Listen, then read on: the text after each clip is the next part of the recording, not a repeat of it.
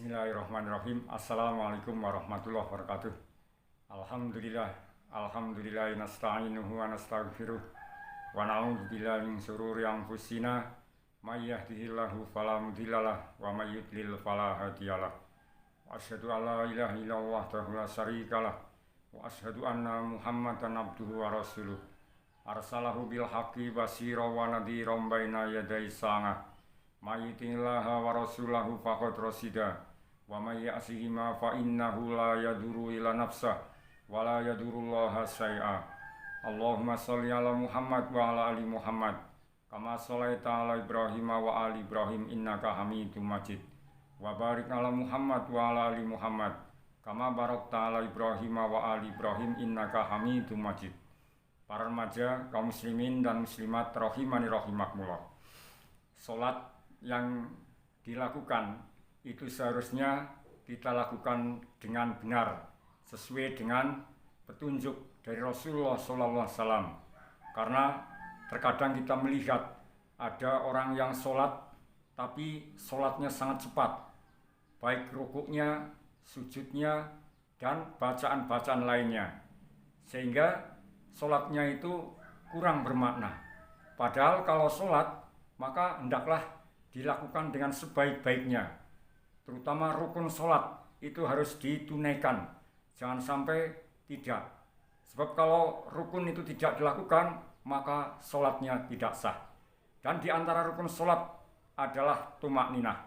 Tumakninah ini penting sekali, sebab banyak orang yang melupakannya, sehingga mereka sholat itu ingin cepat-cepat selesai, tidak sempurna rukuk dan sujudnya. Padahal akibatnya sangat fatal, yaitu sholatnya bisa tidak diterima oleh Allah SWT. Oleh karena itu ketika sholat maka belajarlah yang baik tentang sholat, bagaimana cara sholat yang benar, bagaimana rukun, syarat, dan sunnah-sunnahnya, sehingga kita di dalam melaksanakannya ini akan sempurna. Allah SWT berfirman dalam surat Al-Ma'un ayat 4 dan 5. A'udzu billahi minasyaitonir rajim. Bismillahirrahmanirrahim. Fawailul lil musallin alladzina hum an salatihim sahun. Maka kecelakaanlah bagi orang-orang yang salat, yaitu orang-orang yang lalai dari salatnya. Adapun tafsir ayat ini dijelaskan oleh Al-Imam Ibnu Katsir rahimahullah, yaitu orang-orang yang lalai dari salatnya. Ada kalanya lalai dari pelaksanaan salat di awal waktunya, dia selalu atau sering menunda pelaksanaannya di akhir waktunya. Ada kalanya lalai dari pelaksanaan sholat dengan memenuhi rukun-rukun dan syarat-syaratnya sesuai dengan apa yang telah diperintahkan. Atau ada kalanya lalai dari khusyuk dalam sholat dan tadabbur atau merenungkan makna-maknanya. Lafaz ayat di atas mencakup semua itu. Dan setiap orang yang memiliki sebagian sifat ini termasuk bagian dari kandungan ayat ini. Barang siapa memiliki seluruh sifat itu, maka dia mendapatkan bagian yang sempurna dari ayat ini, dan dengan demikian sempurna pula sifat nifaq amali, yaitu kemunafikan secara amalan. Kemudian kalau kita sholat yang benar, sebenarnya kita sholat hendaklah meniru, mencontoh dari Rasulullah SAW. Rasulullah SAW bersabda, wasollu kama ra'aitumuni usolli. Sholatlah kalian sebagaimana kalian melihat aku sholat. Hadis riwayat Imam Al-Bukhari, nomor hadis 6008. Kemudian sebenarnya rukun itu apa? Rukun adalah setiap perkataan atau perbuatan yang akan bentuk hakikat sholat. Jika salah satu rukun ini tidak ada, maka sholat pun tidak teranggap secara syar'i dan juga tidak bisa diganti dengan sujud sahwi. Kemudian meninggalkan rukun sholat ada dua bentuk. Pertama, meninggalkannya dengan sengaja. Dalam kondisi seperti ini, sholatnya batal dan tidak sah dengan kesepakatan para ulama. Yang kedua, meninggalkannya karena lupa atau tidak tahu. Di sini ada 3 rincian. Jika mampu untuk mendapati rukun tersebut lagi, maka wajib untuk melakukannya kembali. Hal ini berdasarkan kesepakatan para ulama. Jika tidak mampu mendapatinya lagi, maka sholatnya batal menurut ulama-ulama Hanafiyah Sedangkan jumhur ulama atau mayoritas ulama berpendapat bahwa rokaat yang ketinggalan rukun tadi menjadi hilang. Jika yang ditinggalkan adalah takbiratul ihram, maka sholatnya harus diulangi dari awal lagi karena ia tidak memasuki sholat dengan benar.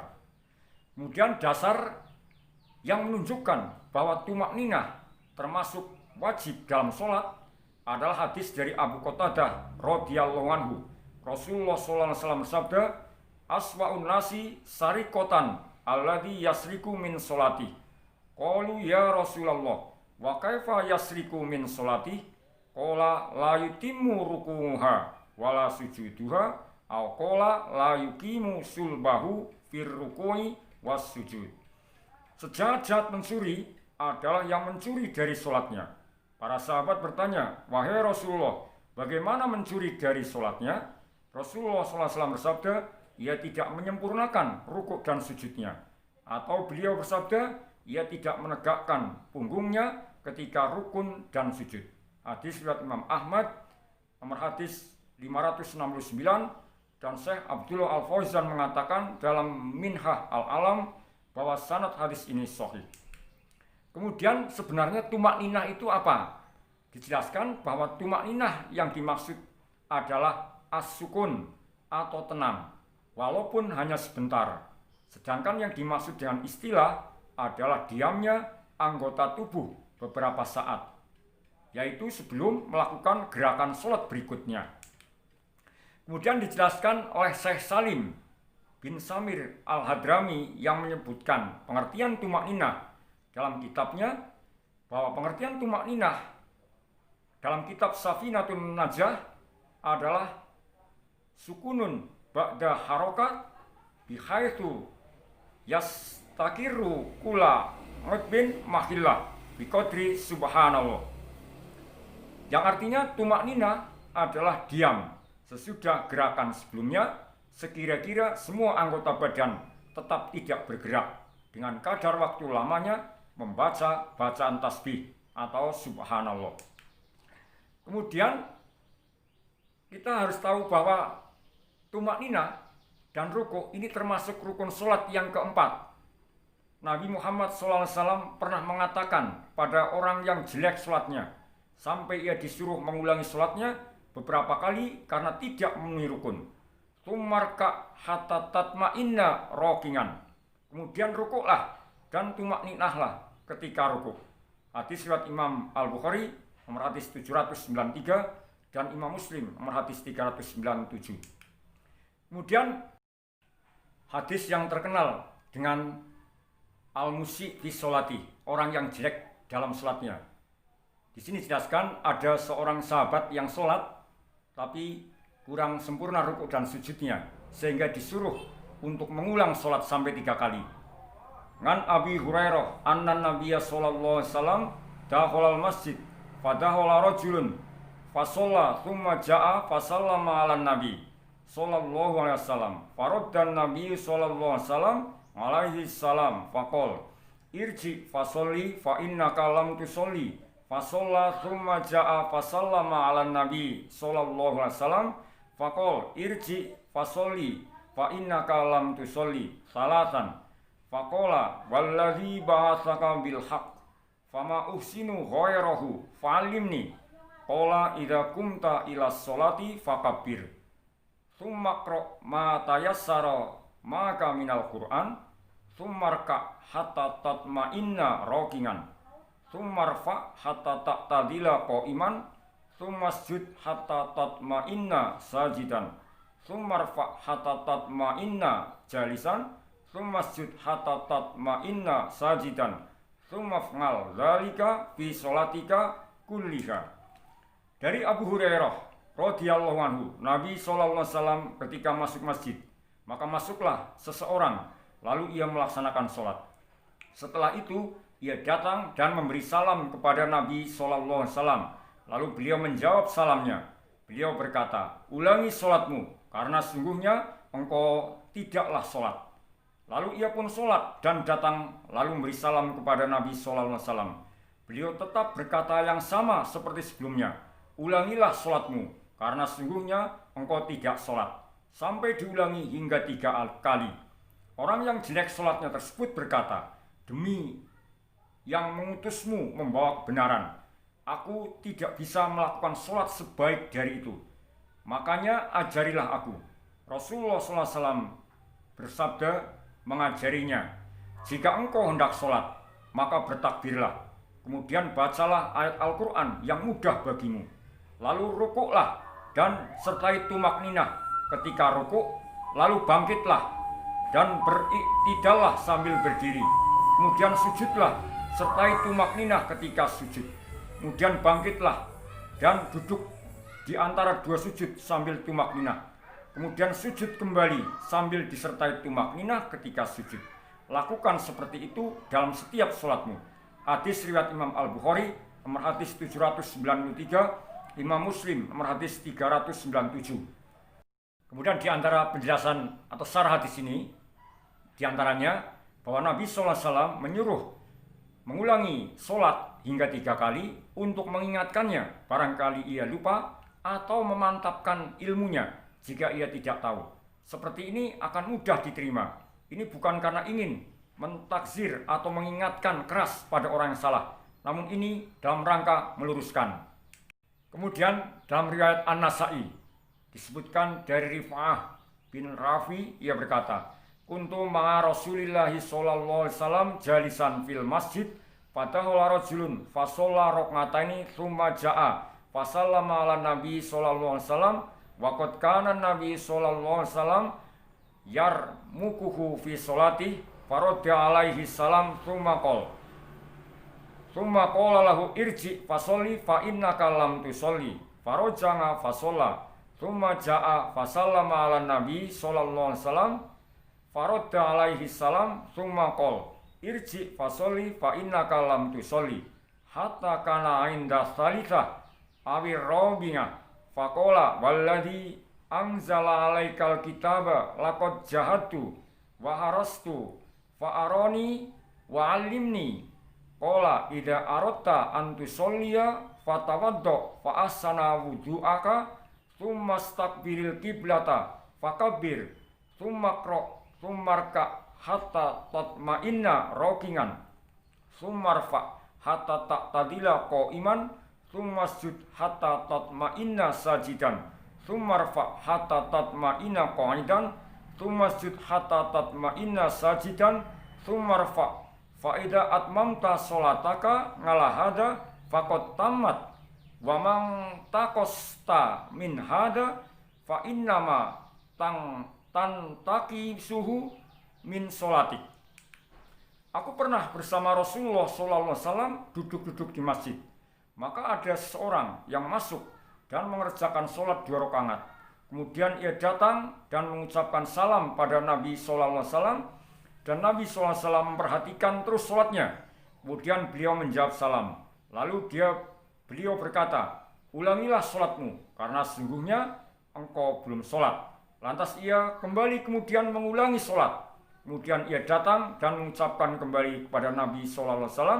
Nabi SAW menjawab salamnya. Kemudian beliau bersabda, ulangilah sholatmu karena sesungguhnya engkau belum sholat. Sampai seperti itu terulang hingga ketiga atau keempat kalinya. Orang yang jelek sholatnya pun mengatakan pada Nabi SAW, demi yang menurunkan kitab padamu, aku sudah sungguh-sungguh dan semangat dalam menjalankan sholat. Engkau sudah melihatku, maka sudahlah ajarilah aku. Beliau pun bersabda, jika engkau ingin menjalankan sholat, berwudulah dan perbagus wudumu. Lalu hadaplah kiblat, kemudian bertakbir, lalu bacalah surah, kemudian rukuklah sampai tumak ninah ketika rukuk. Kemudian bangkitlah dari rukuk sampai lurus berdiri. Kemudian sujudlah sampai tumak ninah ketika sujud. Kemudian bangkitlah dari sujud sampai tumak ninah ketika duduk. Kemudian sujudlah kembali sampai tumak ninah ketika sujud. Lalu bangkitlah. Jika engkau telah menyempurnakan sholatmu seperti ini, maka sudah sempurna sholatmu. Apa saja engkau kurang dari itu, maka berarti telah kurang dari sholatmu. Hadis riwayat Imam An-Nasa'i nomor hadis 1052. Syekh Albani mengatakan bahwa hadis ini sahih.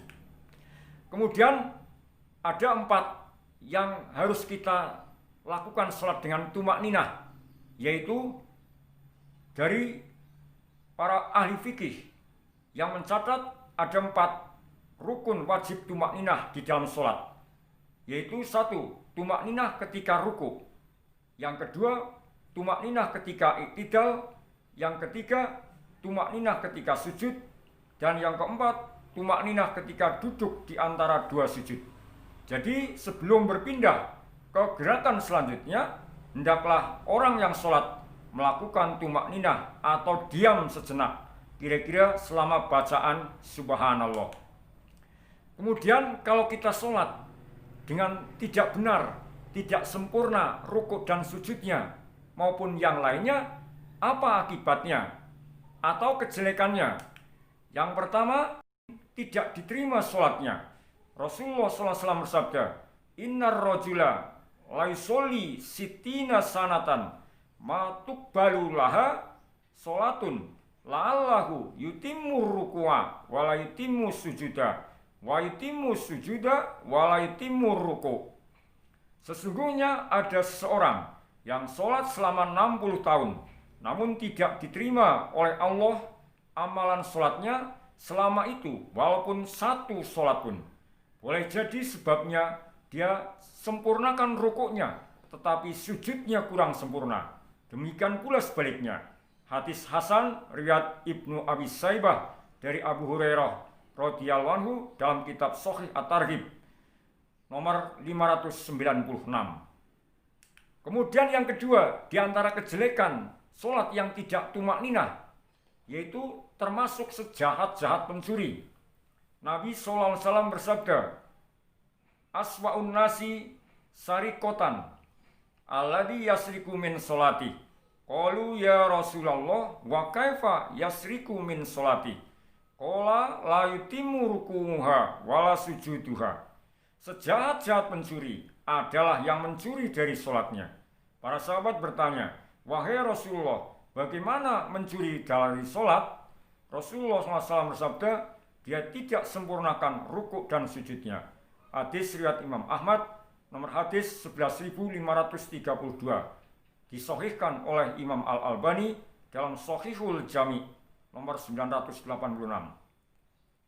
Maka Nabi SAW menganggap perbuatan mencuri dalam sholat ini lebih buruk dan lebih parah daripada mencuri harta.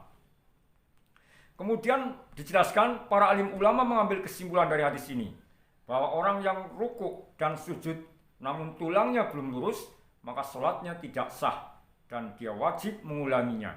Sebagaimana Nabi SAW yang berkata pada orang yang tata cara sholatnya salah ini, yaitu ulangi sholatmu, sejatinya Anda belumlah sholat. Kemudian di antara kejelekan kalau sholat tidak tumak ninah, yang ketiga adalah tidak sah sholatnya. Hal itu disebutkan oleh Rasulullah SAW, la tujzi'u sholatur rajuli hatta tuqima dhahrahu fir ruku' was sujud. Tidak sah sholat seorang sampai ia meluruskan punggungnya dalam rukuk dan sujud. Hadis riwayat Imam Ahmad nomor 122, Abu Daud 855, At-Tirmidzi dan lainnya. Hadis ini disahihkan oleh Syekh Al-Albani dalam Shahih Al-Jami. Kemudian beliau sallallahu alaihi wasallam juga bersabda, ya ma'sarul muslimin, la sholata lima la yuqima sulbahu fir ruku'i was sujud. Wahai kaum muslimin, tidak ada sholat bagi orang yang tidak meluruskan tulang punggungnya dalam rukuk dan sujud. Hadis riwayat Imam Ahmad nomor hadis 16.297, Ibnu Majah nomor hadis 871. Hadis ini dinilai sahih oleh Syekh Al-Albani rahimahullah dalam Shahihul Jami nomor 7977. Kemudian yang keempat, di antara kejelekan orang yang sholat tidak tumak ninah adalah mati bukan di atas petunjuk agama Muhammad SAW. Pada suatu hari Rasulullah SAW melihat seseorang sedang sholat dengan gerakan yang cepat tanpa menyempurnakan posisi sujud dan rukuknya. Maka Rasulullah SAW bersabda, lau mata hada ngala halihi hadihi mata ala ghairi millati Muhammadin sallallahu alaihi wasallam. Kalau dia mati dalam kondisi sholat model begini, maka dia mati bukan di atas petunjuk agama Muhammad Sallallahu Alaihi Wasallam. Hadis riwayat Imam Ibnu As-Saibah At-Tabrani, dan hadis ini sahih dalam kitab At-Targhib nomor 528. Oleh karena itu, marilah kita berusaha di dalam sholat, karena sholat ini adalah yang akan pertama dihisab sebelum amal-amal lainnya. Kalau sholatnya bagus, maka seluruh amalnya insya Allah bagus. Namun kalau sholatnya jelek, akan dilihat punya sholat sunnah apa tidak. Dan yang paling penting di dalam mengerjakan sholat, supaya sholat kita diterima, hendaklah kita dalam ruku, sujud, duduk di antara dua sujud, ini kita lakukan dengan tumak ninah. Juga ketika iktidal. Karena orang yang sholat tidak tumak ninah, cepat sekali, tidak sempurna rukuk dan sujudnya, maka sholatnya tidak diterima oleh Allah Subhanahu wa Ta'ala. Maka marilah kita berusaha untuk mengerjakan sholat dengan sebaik-baiknya, dengan terus mempelajari ilmunya sesuai dengan petunjuk Rasulullah SAW, dan kita hendaklah tumak ninah dalam gerakan-gerakan sholat kita. Subhanaka Allahumma wa bihamdika asyhadu alla ilaha illa anta astaghfiruka wa atubu ilaik. Wa sallallahu ala Muhammadin wa ala alihi wa sahbihi wasallam. Walhamdulillahirabbil alamin. Assalamualaikum warahmatullahi wabarakatuh.